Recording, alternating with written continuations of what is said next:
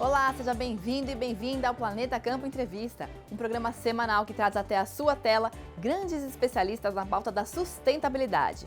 À medida que avançamos a cada dia, os desafios do século XXI se tornam cada vez mais complexos. Produzir e conservar, mitigar as emissões dos gases de efeito estufa que causam o aquecimento global, promover a qualidade de vida das pessoas, incentivar a prosperidade econômica e social. Todos esses objetivos que nós, como sociedade, buscamos são também os principais motivos da existência do Imaflora, um Instituto de Manejo e Certificação Florestal e Agrícola. Por isso, hoje nós vamos conversar com a diretora dessa organização brasileira, criada em 1995. Ela, que ao longo dos últimos anos trabalhou com foco na construção de estratégias para aumentar a produção livre de desmatamento, com práticas agrícolas de baixo carbono e promovendo os direitos sociais no setor de commodities como soja e pecuária. Nossa convidada também já foi pesquisadora na Universidade de Bonn, na Alemanha, e possui mestrado em agricultura tropical, além de ter cursado agricultura e mudanças climáticas na Universidade da Califórnia. Nossa entrevistada de hoje é Marina Piatto.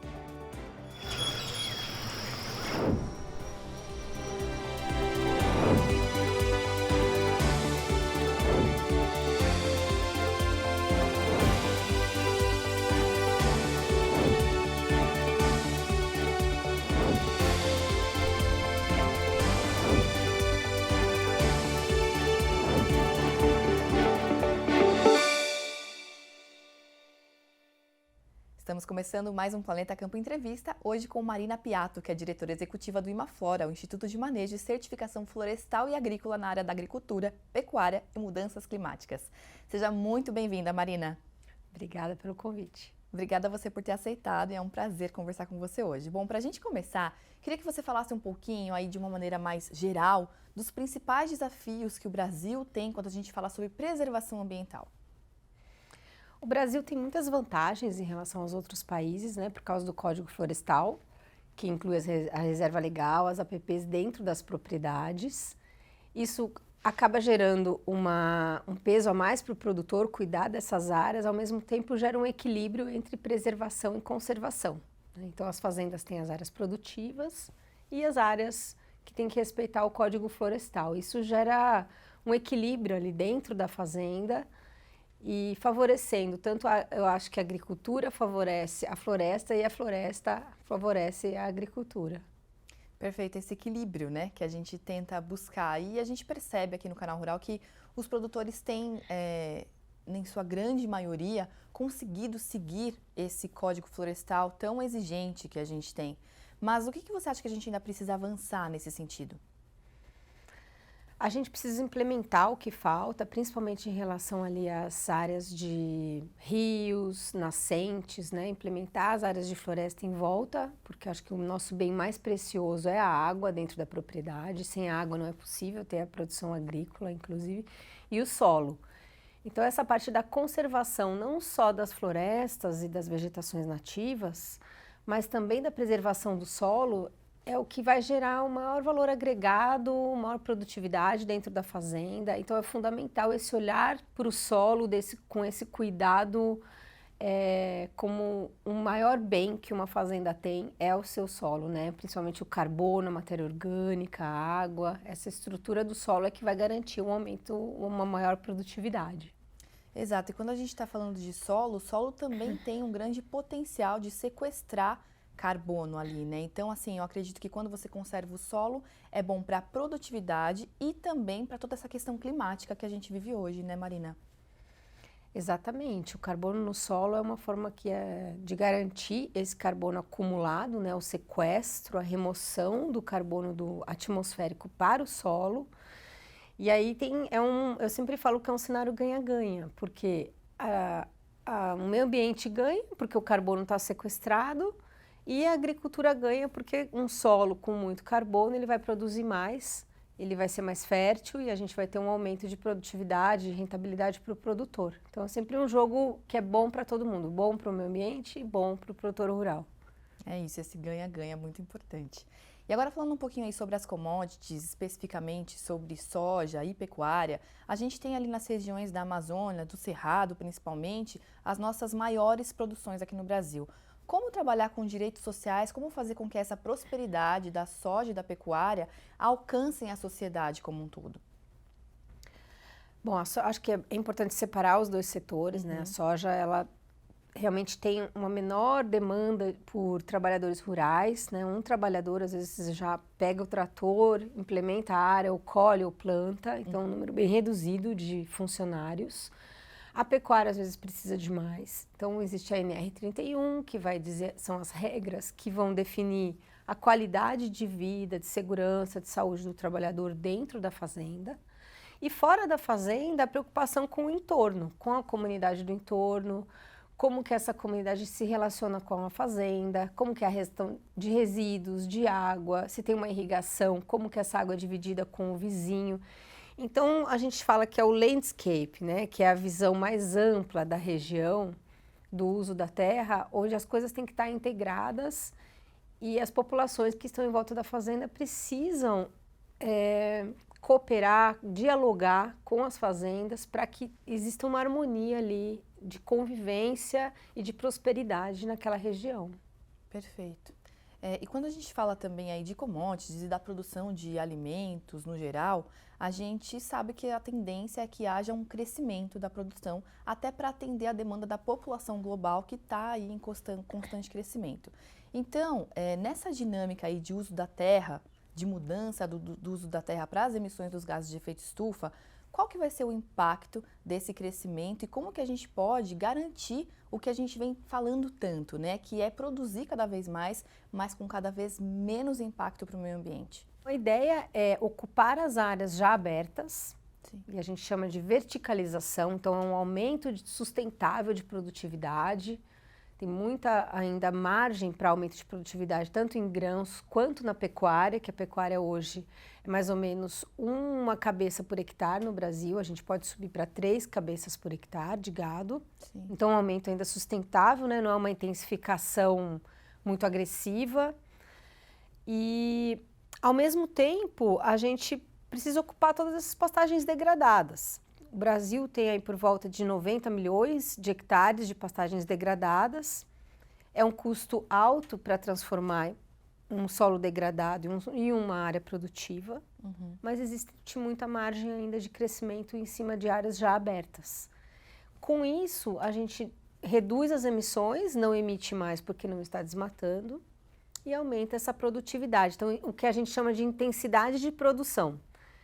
Intensidade de produção e de emissão, onde a gente produz mais, emitindo menos. A gente já vê muitos grandes produtores, principalmente, com essa consciência, né? E com os recursos para conseguir expandir nessas áreas já abertas. Mas como que a gente pode, digamos assim, acelerar esse processo ou garantir que isso de fato aconteça? Quais são os desafios para isso acontecer e os caminhos também? O produtor precisa de recursos para fazer essa transição entre o degradado e o produtivo, com o apoio de crédito agrícola, mas também com a extensão rural, com a tecnologia que precisa ser transferida para o campo, para ele entender como faz essa transição para um agro mais sustentável, sem degradação, com baixas emissões. A gente vê hoje os sistemas integrados, né, o ILPF.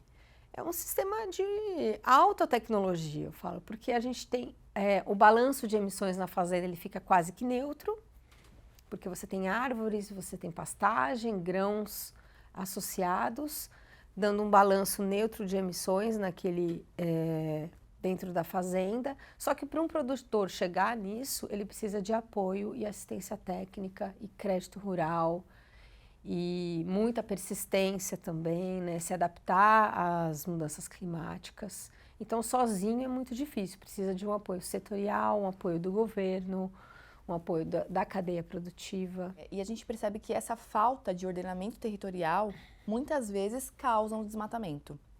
Então, queria te perguntar o que a gente pode fazer para acelerar esse processo das concessões florestais, qual que é o caminho para esse desafio? As concessões florestais, elas são fundamentais porque com o uso da terra ordenado, você evita novos desmatamentos e você promove o manejo florestal e o uso daquela floresta de forma sustentável, de forma organizada, né, produtiva. regularizada. Hoje a gente tem no Brasil muitas terras devolutas, não demarcadas, terras que ainda não se sabe se é uma unidade de conservação, se é uma terra privada, não foram ainda destinadas. São terras não destinadas. São terras públicas e que precisam ter uma definição de qual vai ser o uso dessa terra, porque hoje, se a gente não destina, existe uma invasão. Os grileiros entram, desmatam, exploram madeira. Fica uma terra de ninguém, digamos assim, né? De ninguém. Então, é fundamental que elas sejam destinadas e que aumentem as concessões florestais. Porque o Imaflora, a gente traz a questão do uso sustentável, do manejo sustentável das florestas, extraindo madeira, extraindo produtos não madeireiros, castanha, açaí, mel, andiroba, vários produtos da floresta, com planos de manejo. Então, se a gente faz um uso ordenado da terra, isso se torna produtivo, próspero. E hoje o estado no Brasil que tem mais terras a serem destinadas para concessões é o estado do Amazonas. Então, a gente vê uma possibilidade ali de grande crescimento de concessões e que é uma solução que foi apresentada há muitos anos para o Brasil. Ela ficou parada, né? As terras concedidas não aumentaram muito nesse tempo, nos últimos 10 anos, teve um crescimento pequeno e a gente precisa acelerar esse crescimento aí nos próximos 4 anos. Agora vamos para o nosso quadro que a gente chama de nuvem de tags. A gente tem aqui uma série de palavras relacionadas a esse tema da sustentabilidade, da preservação, da promoção social. E eu queria que você desse uma olhada em todas elas e escolhesse uma delas que você gostaria aí de falar um pouquinho para a gente. Bom, vou escolher metano. Certo, certo. É um grande desafio, né? É, metano. Por que o metano, né? A gente viu, não na última COP, da Conferência do Clima, não no Egito, a anterior, que foi em Glasgow, sim, onde foi assinado o acordo do metano, que se propõe a reduzir metano até 2030, 30%.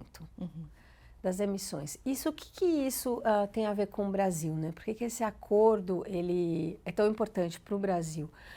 Porque hoje nós temos o maior rebanho comercial do mundo, né, de gado de corte. O gado de corte produz muito metano. O metano é um dos gases que promove o aquecimento global, né? É um gás de efeito estufa com alto potencial de aquecimento global. Então, é uma conta alta que vem para o Brasil, a gente reduzir emissões de metano. O Brasil assinou esse acordo. Ao mesmo tempo, é importante esse acordo porque ele traz um aumento de eficiência. Quando a gente tem que reduzir o metano no gado, a gente tem que melhorar a genética. Então, tem várias formas de reduzir. Sim. Melhoramento genético, melhoramento da nutrição animal, o que vai também dar uma maior conversão em quilos de carne. Com certeza.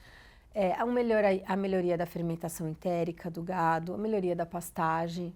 Então, essa pressão desses acordos globais, elas acabam trazendo uma forma de pressionar o produtor a adquirir tecnologia num período mais curto de tempo e, ao mesmo tempo, aumentar a sua produtividade. A gente já tem tecnologia disponível, tem produtores com canais de assistência técnica, isso só precisa ser fortalecido e o produtor adotar de forma mais acelerada essas práticas. Bom, a conversa está muito boa, mas a gente precisa agora fazer um rápido intervalo e voltamos daqui a pouco para continuar a conversa aqui com a Marina Piatto. Até já!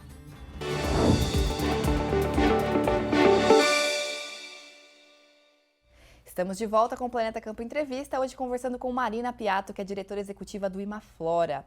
Marina, um assunto que a gente tem falado bastante é o mercado de créditos de carbono. O Imaflora ele tem uma plataforma chamada Carbon On Track e eu queria que você falasse um pouquinho sobre esse projeto, sobre essa iniciativa, como que ela vai realmente conseguir inserir os produtores no mercado de carbono e como que ela vem monitorando aí esse mercado pelo mundo. O Carbon On Track ele veio para uma demanda realmente de produtores, de fazer o balanço de carbono dentro das fazendas. Então, com esse programa, nós calculamos todo o sequestro, né, tanto das áreas produtivas quanto das áreas naturais e as emissões. Então, a diferença entre a remoção e a emissão é o balanço de carbono dentro da fazenda. Certo. Com esse balanço, tudo isso é monitorado em um sistema georreferenciado, ele entra nessa plataforma Carbon on Track, onde o produtor consegue monitorar através de um dashboard como está a performance dele em emissões. Por exemplo, numa fazenda de café, quanto ele emite por hectare, quanto ele emite por saca, se ele tem um balanço neutro, considerando também as áreas de preservação. E com isso ele pode contar essa história, explicar para quem vai comprar esse café, por exemplo, como é a performance dele ambiental em emissões e gerar um valor agregado em cima desse produto. Então, por exemplo, no Cerrado, a gente fez com algumas cooperativas, usou o Carbon on Track nesse balanço de emissões, eles conseguiram vender cada saca de café R$100 a mais, um adicional de R$100 por saca, por ser um café de baixas emissões. Nossa, E com isso, com essa plataforma, o produtor consegue mostrar para qualquer cliente dele como está essa performance, o cliente pode acessar a plataforma e olhar de forma à distância todo o mapa da propriedade e saber onde emite mais, onde emite menos. Se é um LPF, você vai ter o balanço dentro do LPF, comparar isso com outros países. Então, isso é uma forma de começar a introduzir o agro para o mercado de carbono, quantificando como que está esse carbono dentro da fazenda, para aí começar a ver qual é a disponibilidade de carbono que esse produtor vai ter para comercializar também no futuro. Ótimo. E agora falando um pouquinho de um outro assunto, que quando a gente fala de cenário internacional e sustentabilidade, a gente vem sendo cada vez mais pressionado, digamos assim, é a rastreabilidade. Então eu queria que você falasse um pouquinho da atuação do Imaflora nessa questão da rastreabilidade e também sobre os desafios que a gente tem, sobre o tamanho desse desafio para o Brasil, principalmente na pecuária, e quais os possíveis caminhos que você vê para a gente conseguir solucionar esse problema. Acho que hoje esse tema de rastreabilidade, principalmente na pecuária de corte no Brasil, é o maior desafio que o Brasil tem, sem dúvida, assim, no agro, da gente rastrear desde a origem, rastrear desde o nascimento do bezerro, né? Por que na pecuária é tão difícil a rastreabilidade? Porque o gado, ele transita entre uma propriedade e outra. Então, muitas vezes ele passa em 5 propriedades antes de ser abatido no frigorífico. E como é que a gente vai fazer para saber a origem, desde a origem até o momento do frigorífico, por onde ele passou? Né? Se ele teve vacina, hoje a gente tem as GTAs, que dão uma garantia mais relacionada à aftosa, mas a gente não sabe se teve desmatamento, quais foram as condições de trabalho. Então é um desafio enorme, a gente vai precisar no Brasil do apoio do governo federal, principalmente, e dos governos estaduais para integrar as bases de dados. Com essa base de dados integrada, o setor privado consegue acessar por onde esse gado passou. Então, não vai dar para solucionar esse problema sem uma parceria público-privada. Então, o governo com o banco de dados, com o CAR, né, que é o Cadastro Ambiental Rural, com as GTAs, com alguns sistemas de tipo SISBOV, né, onde a gente coloca o brinco no animal, integrado com o FUNAI, com dados de terra sobre terras indígenas, sobre unidades de conservação. Quando a gente tiver uma base de dados integrada, um sistema único e um acesso controlado da empresa, da indústria, vai ser possível rastrear por onde esse gado passou e eliminar esse problema de produção vinculada a desmatamento, que abala tanto a imagem do agro brasileiro. Sim. Então, assim, a tecnologia existe, mas precisa ainda de uma coordenação forte, público-privado, para a gente resolver todos os elos da cadeia e da transparência e garantir que o Brasil não vincula a sua produção ao desmatamento. É isso, bastante importante e super atual esse tema, né? Super relevante para a gente tentar resolver aí para ontem, digamos assim. E aí a gente tem também agora aqui um quadro que chama o Planeta em 2033. Esse quadro a gente gosta de tentar imaginar como a gente acredita ou como a gente espera, deseja que o planeta e o Brasil estejam daqui a 10 anos com relação a essa questão da preservação ambiental e de a gente conseguir contribuir aí com o mundo para mitigar as emissões de gases de efeito estufa e frear o aquecimento global. Bom, acho que o sonho, né, para quem é dessa área do agro, né, como eu sou agrônoma, mas também trabalho bastante com conservação, é que a gente realmente concilie a conservação com a produção.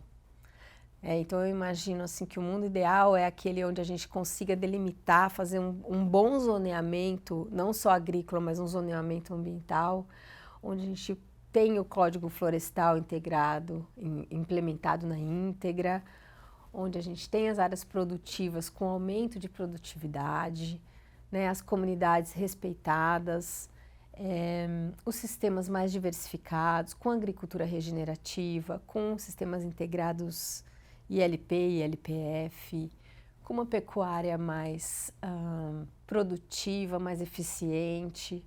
Então eu vejo o Brasil assim, é uma potência que, se a gente se organizar o uso da terra, organizar toda a nossa riqueza em biodiversidade e todo o nosso potencial do agro, a gente pode ser um exemplo realmente para o mundo de sustentabilidade, produtividade, conservação, respeito às pessoas, e está tudo na mesa. A gente precisa acelerar a implementação. Eu acho que é uma década de implementação e de fortalecimento, né? Menos polarização, mais contribuição, mais cooperação, para a gente ter mais prosperidade e um lugar bom para todos, né? E com bastante abundância.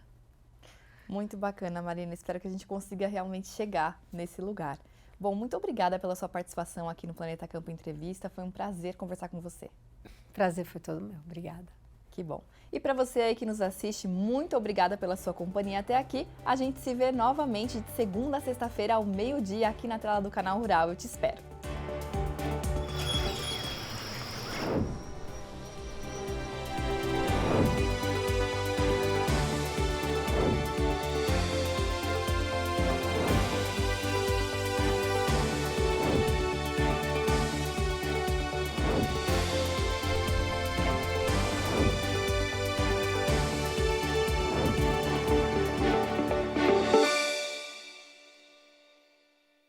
Planeta Campo Entrevista.